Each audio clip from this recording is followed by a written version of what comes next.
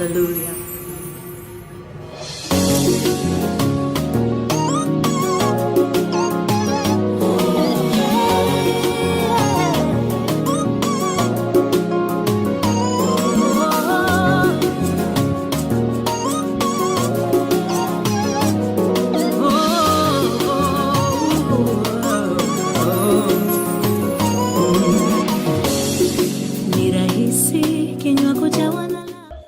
Ulipo kwamba uweze kujumuika nasi katika ibada ya leo, na neno la Bwana libariki maisha yako.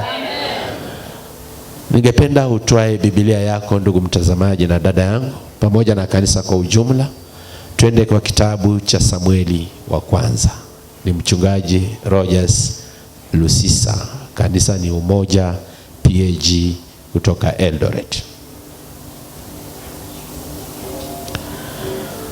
Samueli wa kwanza sura ya 30, tutasoma mstari wa kwanza hadi ule mstari wa 7. Ama tutaenda hata kama ni mstari wa 10 itakuwa ni sawa. Nataka nizungumzie kwa Kiingereza, huwa inanipatia kazi rahisi kuliko Kiswahili. The pains of recovery. The pains of recovery. Uchungu wa kupona. Kidogo inaleta si sana ule umuhimu ambao ninatafuta, lakini ndio maneno ya Kiswahili. Uchungu wa kupona. The pains of recovery. Nalitembelea mama mmoja ambaye alikuwa amefanyiwa upasuaji wa mgongo, wa uti wa mgongo. Na huyu mama alikuwa amefanyiwa upasuaji huo na daktari, na baada ya upasuaji akiwa akirudi katika fahamu zake na hisia zake za kawaida kutoka kwenye kwenye dawa ya kulala kwa ajili ya upasuaji, daktari akaja baada ya muda mfupi akitabasamu, akaangalia huyo mama, akaniuliza, wewe ni nani? Nikamwambia mimi ni mchungaji wake.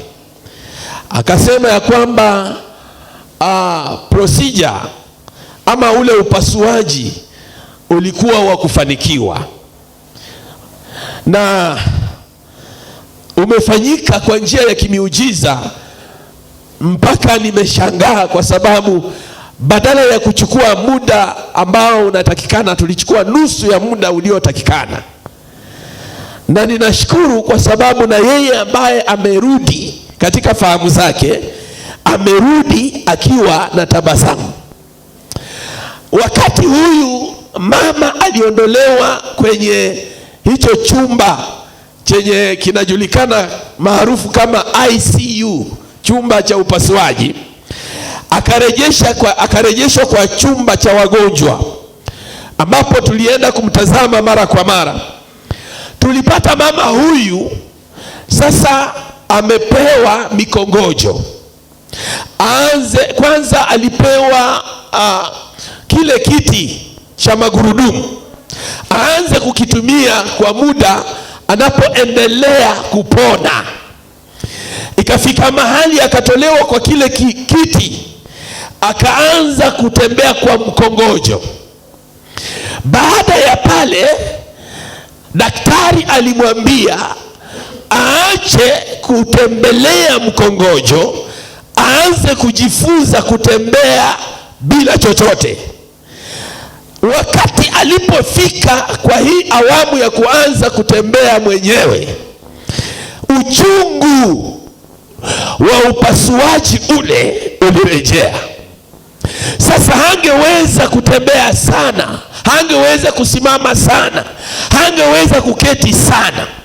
Ilibidi wafunge yule mama na vyombo fulani ambavyo vyaweza kumsaidia ule uti wa mgongo uweze kuendelea na hali yake ya uponyaji. Kanisa, Bwana asifiwe. Sijui kama utanielewa. Lakini wakati nilipokuwa nikimtembelea mara kwa mara, nilikuwa nina hisi pamoja na yeye, ingawa mimi sikuwa nimepasuliwa, lakini katika hali ya uchungu na machozi ambayo alikuwa ndani, ilikuwa ninasikia nikana kwamba nimuombee muujiza utendeke, atoke ndani ya machungu. Lakini daktari naye alipokuwa akimtembelea mara kwa mara, alikuwa anamwambia it is well, it is the process of recovery. Praise the Lord. Kuna wakati mwingine unaweza kupitia hali ngumu kwa sababu ya majeraha. Kuna majeraha ambayo uko nayo kwa sababu kuna maumivu ambayo uko nayo kwa sababu ya jeraha fulani. Lakini pia kuna maumivu ulio nayo kwa sababu ya uponyaji. Unaweza kuwa unaishi maumivu hayo, lakini ni kwamba it is part of your recovery. Praise the Lord. Now, hadithi inasema Daudi alipokuwa akifuatiwa na Sauli, kila mara, nyinyi mwajua vizuri, wakati ambapo walianza kuimba wakisema Sauli ameua maelfu zake, lakini Daudi ameua maelfu 10 zake. Sauli aliingiwa na wivu, lakini Biblia inasema nyumba ya Daudi ikaendelea kuimarika na nyumba ya Sauli ikaendelea kudhoofika. But Sauli akatafuta mbinu ya kumwangamiza Daudi. Daudi akafuatiwa kila mahali alikoenda katika Israeli, lakini alifika mahali akajiambia ya kwamba nikiendelea kukimbia nikijificha Israeli, Sauli siku moja atakuja kuniangamiza. Nitakimbia niende kwa mji, kwa mipaka ya Wafilisti, nikajifiche huko, ili atakapokuwa akinitafuta Israeli atachoka kunitafuta. Kwa hivyo Daudi akakimbia, akaenda akaingia kwa nchi ya Wafilisti, na Wafilisti ndio wapinzani wakuu wa taifa la Israeli, na Sauli ndiye mfalme wa Israeli. Biblia inasema wakati Daudi alipoenda kuishi na Wafilisti, Sauli aliacha kumtafuta. Alipofika kule kwa Wafilisti, Daudi alienda kukaa na mfalme anaitwa Akishi. Mfalme Akishi alikuwa mfalme wa mji mmoja ama jimbo moja kati ya majimbo ya Wafilisti, inaitwa Gathi. Gathi ndio kwenye jitu linaloitwa Goliati lilitokea. Do you know that God can protect you even when you are in the territories of your arch rivals? Wakati ambapo Daudi anajificha kwa nchi ya Wafilisti, anajificha kwa mji wa Gathi, mfalme Akishi akiwa anatawala, na yeye ni mfalme wa Wafilisti. Wapendwa, Daudi akaendea mfalme akamwambia, si vizuri nikae na wewe kwa ikulu, nitafutie mahali penye mimi ninaweza kuishi pamoja na watu nilionao. Wakatafutia Daudi mojawapo wa miji ya Wafilisti. Mji huo wa Wafilisti mwanzo ulikuwa unamilikiwa na Waebrania. Mji huo unaitwa Ziklag. Praise the Lord. Akaenda na watu 600, akaanza maisha, akasettle. Na popote mfalme Akishi wa Wafilisti alienda kupigana, Daudi akimsaidia, alikuwa anashinda. So huyu mfalme akajiambia ya kwamba Daudi amefanyika harufu mbaya kwa watu wake Israeli, ili aje kwangu aweze kunisaidia vita vya kifalme. Wapendwa, Daudi alipokuwa akikaa na Akishi, Akishi alimwamini. Akishi akamwambia, wewe utakuwa mtumwa wangu. Na Akishi akafanyika mfalme wa Israeli in waiting. Mtu hakunieleza au hakunielewa. Yaani mfalme wa kina Goliati anafanyika mfalme wa Israeli anayengojewa kuwa mfalme. You know what? Maisha sio tu utakuwa kwa mikono ya watu wazuri. Kuna wakati utakaa ndani ya mikono ya watu ambao ni makatili. Lakini kama Bwana amekutia mafuta, atafuatilia mafuta yake na kukutunza na kukulinda na kukuheshimu kwa sababu ya mafuta yake.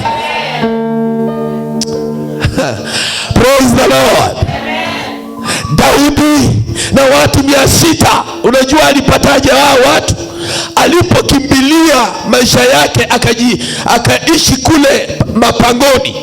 Kuna watu ambao walikuwa wamekataliwa katika Israeli. Wengine walikuwa na madeni, wengine walikuwa hawajiwezi, ni wagonjwa, wengine walikuwa wa ukoo wa Daudi. Wakatafuta mahali Daudi alikuwa amejificha, wakaenda wakaanzisha jamii ya Daudi. Wapendwa, wakiwa kule Daudi akawafundisha vita. Praise the Lord. Kumbe kanisa kuanza halianzangi na watu wakubwa, inaanza na watu walionyenyekeshwa, ili Mungu aweke vitu vyake ndani yao, and they will become mighty people because of the glory of God. Ndio maana nimekuja niseme leo, haijalishi umesongeshwa chini kule, haijalishi umekaa katika hali ya madeni, haijalishi watu wa kwenu wamekukataa, wanaona hauna faida, kuna mahali Mungu anaweza kukubadilishia maisha. Kuna mahali Mungu anaweza kukupeleka. Ukiwa kule, Bwana anaweza kukufanya tofauti na mahali ambapo umezoea.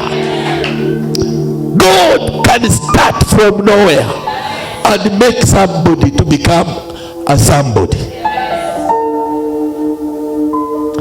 Na wale watu 600 walikuwa wakienda na Daudi. Siku moja Wafilisti wakapanga vikosi vyao, wanaenda kushambulia. Siku hiyo walipokuwa wanaenda kushambulia maadui, vikosi vikapangwa vya 1,100, lakini kikosi cha Daudi kikawa cha mwisho. Na hicho kikosi mbele yao kulikuwa na mfalme wa Wafilisti, huyu anaitwa Akishi. Majemadari wa Wafilisti wakaambia mfalme wao, na hao Waebrania wanaotufuata tunaenda nao wapi? Yule Akishi akasema, nimekaa na Daudi kwa mwaka 1 na miezi 4, sijaona hitilafu yoyote ndani yake, sijaona ubaya wowote ndani yake. Ndio maana nimekuja nikwambie, licha ya kwamba unakaa katikati ya watu wabaya, kaa na uzuri wa Jehova ndani yako. Linda ushuhuda ambao Bwana amekupatia. Linda moyo wako kuliko vyote vilindavyo, maana kutokea ndani ya moyo wako kuna chemchemi ya uzima. Kama unaamini sema amen. Kanisa, usikuwe boring. Nasema useme amen. Unajua, usiangalie ati nimekaa na nani. Hakuna African time. Tuko tuna time. Wale wengine watakao kuja watafanya mambo mengine, lakini wewe nataka backup yako. Kama Jackie anataka backup akiimba, hata Rogers akihubiri anataka backup yako. Praise the Lord. Kanisa la Bwana, Bwana asifiwe. Unaweza kuwa hauwezi mahali pamoja, lakini ukienda mahali pengine Bwana anakuwezesha. Now, these people became very powerful. Na wakati wa Filisti wanapochochea mfalme akarudia Daudi, akamwambia Daudi, nimekaa na wewe kwa hii miezi kwa huu mwaka mmoja na miezi minne sijaona ubaya ndani yako, lakini hao watu walio mbele zetu wamekukasirikia. Na ninaomba, kwa sababu sitaki kuachana na wewe kwa vita, naomba kwa amani, rejelea watu wako, rejelea mji wako. Wapendwa, ndipo Daudi na watu 600 wakasema wacha turejee Ziklag, mahali tulipopewa makao yetu. Waliporejea, kitu ambacho walikutana nacho, walikutana na moshi ambao unatoka kwa mji wao. The Bible says these people were knocked down to their knees. Watu walipigwa wakaanguka chini, yani kwa sababu wamepigwa na butwa. Sometimes when you have a shock that comes your way, you need to reignite your absorbers. Oh, you didn't get it. Wakati ambapo unakutana na mishangao na butwa na vitu ambavyo hukutarajia, kuna vitu viko ndani yako inaitwa shock absorbers.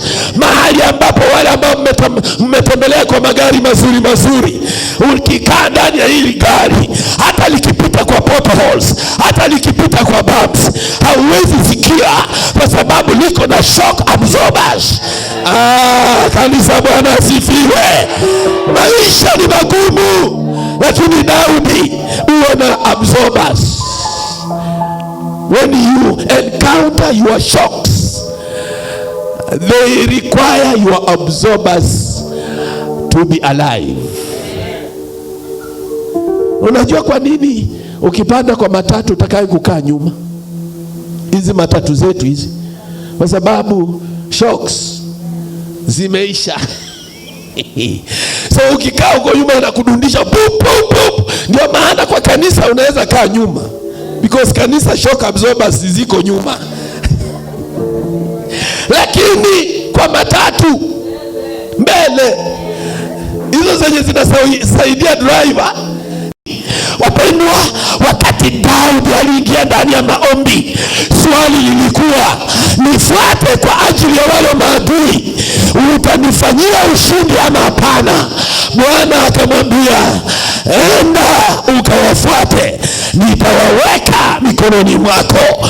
Ninaomba kwa jina la Yesu, maombi ya mtu mahali hapa ambaye anapigana na wanadamu na malaika, Bwana awafanye maadui zake wawekwe kwa mikono yake, awakuja waweke kwa vikapu, awapige awaweke chini, awakanyage wamheshimu, kwa sababu vita si vyako, vita ni vya Jehova. Vita si vya damu na nyama, vita ni vya kiroho. Vita si vya kujisifu, vita ni vya kumsifu Baba. Inapoendelea na kanisa, ndugu mtazamaji, ni neema ya ajabu kwamba uko mahali hapa kwa sababu ya kipindi hiki. Naomba uelewe ya kwamba ingawa uko ndani ya maumivu, lakini ruhusu maumivu hayo ya uponyaji, yasiwe maumivu yanayokukumbusha vidonda, lakini yawe maumivu yanayokuonyesha ya kwamba you are at your best. Unaendelea vizuri, unaendelea kupona. Kwa ajili ya hayo, siri ni kwamba jitie nguvu ndani ya Bwana. Tafuta uwezo kutoka kwa Bwana. Tafuta uponyaji wa moyo wako. Yeye ako na amani, yeye ako na upendo, yeye ako na ulinzi, yeye ako na utukufu, yeye ako na upako, ako na kesho yako. Ukiingia ndani yake, omba utakalo, naye atakutendea. Maombi ni kwamba nifuate hao maadui. Ninaomba Mungu aonaye kwa siri akusababishie maadui zako wawe mikononi. Kwa jina la Baba na la Mwana na la Roho Mtakatifu, sote tuseme amen. Mungu akubariki. Haleluya.